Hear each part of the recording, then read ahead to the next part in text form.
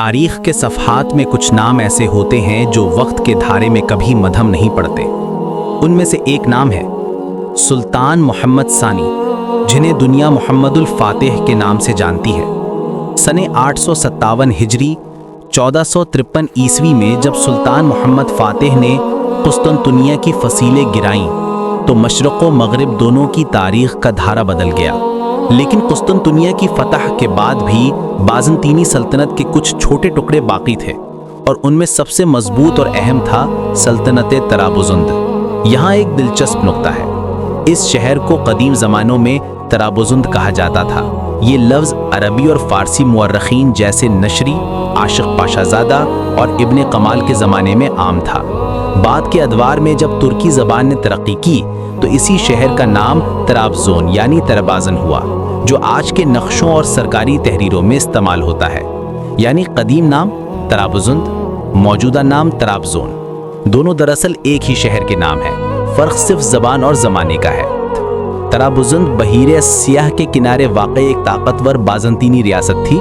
یہ بازنطینی سلطنت کا آخری مرکز تھا، ایک ایسا قلعہ جہاں بازنطینی سلطنت کی آخری رمق زندہ تھی۔ اس کا حکمران ڈیوڈ کامنینینس تھا، جو اپنے باپ دادا کے بازنطینی ورثے پر فخر کرتا تھا۔ یہ شہر تجارتی لحاظ سے بے حد قیمتی تھا، کیونکہ یہ قفقاز، ایران اور بحیرہ سیاہ کے راستوں کو جوڑتا تھا۔ اسی لیے سلطان محمد فاتح نے اسے فتح کرنا سلطنت عثمانیہ کے اتحاد اور معاشی استحکام کے لیے ضروری سمجھا۔ 1460 عیسوی میں سلطان محمد فاتح نے اپنی مہمات کا رخ مشرق کی جانب کیا۔ انہوں نے اناطولیہ کے مختلف علاقوں کو ایک ایک کر کے اپنے زیر نگی کیا، اور جب راستہ صاف ہو گیا تو فوج کو طرابزند کی طرف بڑھنے کا حکم دیا۔ سمندر سے عثمانی بحری بیڑا اور خشکی سے بری فوج آگے بڑھی۔ طرابزند کے قلعے مضبوط تھے، مگر سلطان کی تدبیر اور نظم و ضبط کے سامنے زیادہ دیر نہ ٹھہر سکے۔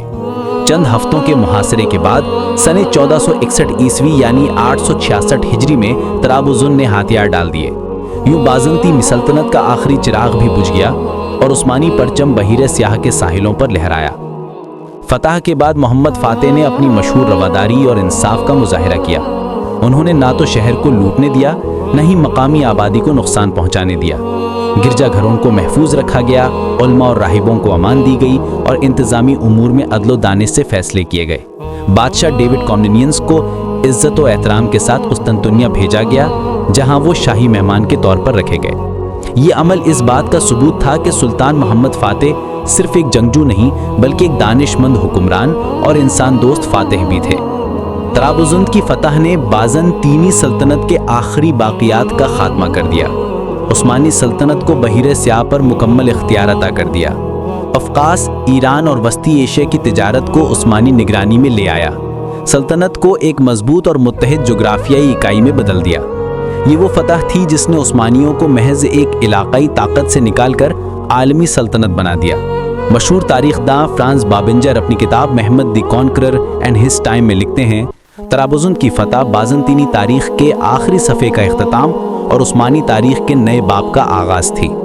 ترک مورخ خلیل انالچک کے مطابق محمد فاتح نے طرابزند کی فتح سے یہ ثابت کیا کہ ان کی مملکت صرف تلوار سے نہیں بلکہ عقل، علم اور عدل سے بھی قائم ہے۔